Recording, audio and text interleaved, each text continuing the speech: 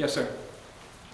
I mentioned to you earlier about a new source of energy that was coming along. And one of my major concerns, and it's a growing concern among more and more citizens, that we're concentrating too much on the wind farms in the mountains. As you know, tourism is our leading income source. And if our mountains are desecrated with all these wind farms, and Governor Baldacci is supporting that.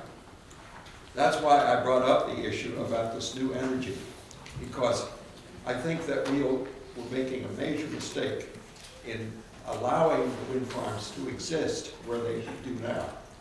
Offshore, I don't think there's a problem. But most people, there are organizations that are forming by the day opposing to wind farms.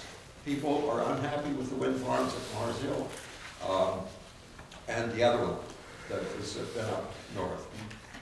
They have one, TransCanada has been able to get into the mountains, and that's the only one so far.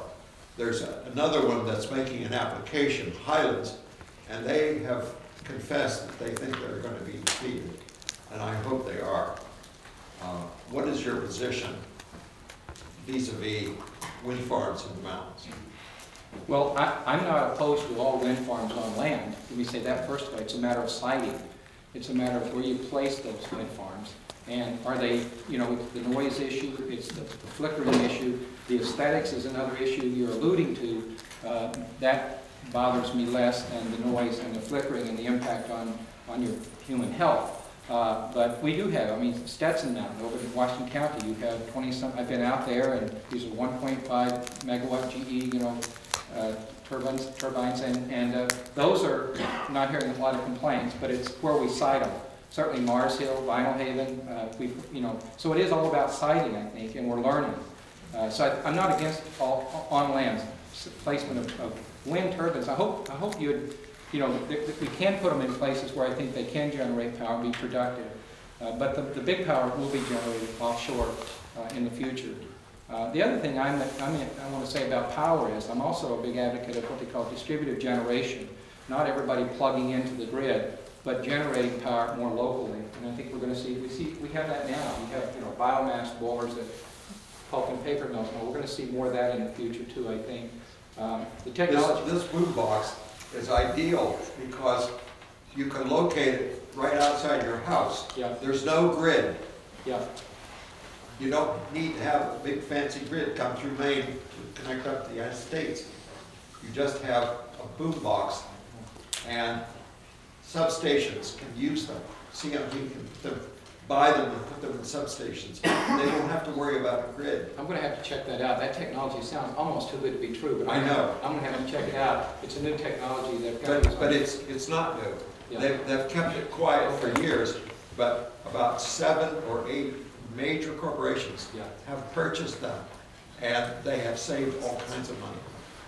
I just want you to know, as your Attorney General, thank you for that question. I fought hard to protect the clean air, clean water in Maine. I sued I don't care if you're Republican or Democrat, the Bush administration, they were not environmentally friendly. I sued the EPA, I think 6 or 7 times, argued one Clean Water Act case myself in the United States Supreme Court, basically saying the state had a right to make sure that the operation of hydro dams complied with state water quality standards. We must make sure that we protect our natural environment in Maine. I mean, listen, we're building on our strengths. Our economic future is going to be building on our strengths, right?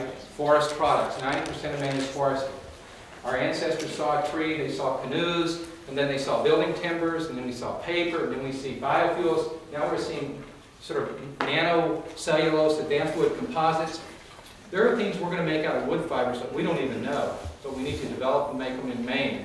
But, you know, technology is going to be key, but we've got to have affordable energy. I just want to say, with respect to solar power, I was down in York County about a month ago. There's an asphalt facility down there, and they basically have put the photovoltaic panels on the roof, and they're generating enough electricity to run the whole operation just by the placement of these panels. So don't forget, thank you. Franklin County's best. Oh, well, good. Don't forget solar power too. And now we've got the tidal power research going on at Eastport. I think there's a great opportunity to generate electrons. And we're talking about basically using mechanical power, right, to turn mechanical power into electrical power, and then move the electrons down, you know, some line to benefit either a business or a home.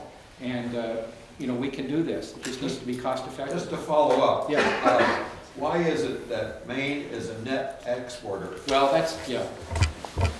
and our prices are very high? Yeah. Yeah, that's a good question. Most of the power that we use here, it comes from the coal, it's natural gas, and it's oil generated electricity.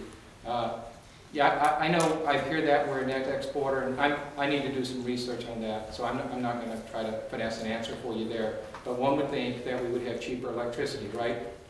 I was in South Portland, Fairchild, or National Semiconductor in South Portland, big manufacturer. They make integrated circuits.